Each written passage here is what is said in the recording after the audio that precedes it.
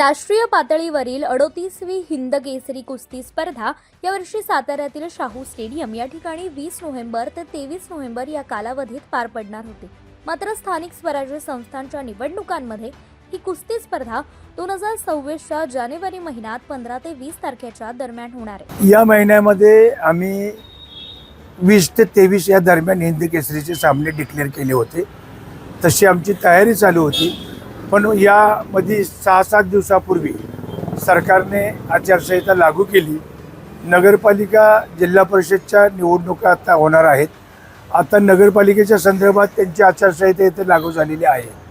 त्यामुळे आमची स्पर्धा मुळातच सातारा शहरात असल्यामुळे थोड्याशा अडचणी निर्माण झाल्या।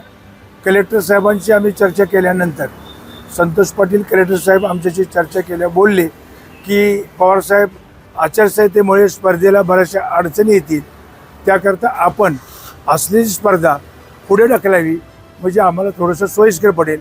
मग आम्ही दिल्लीमध्ये अखिल भारतीय याचे सचिव जे आहेत गौरव, त्या गौरव यांची आम्ही चर्चा केली तर गौरव सर म्हणले आपण स्पर्धा पुढे ढकलूया। तर साधारणतः जानेवारी 15 ते 20 या दरम्यान स्पर्धा होतील। परत आम्ही एकदा चर्चा करून परत पुन्हा पत्रकार परिषद घेऊन आम्ही ह्या पुढच्या स्पर्धा डिक्लेअर करणार आहेत। 100% सातारा शहरामध्ये हिंद केसरीच्या स्पर्धा होणार आहेत।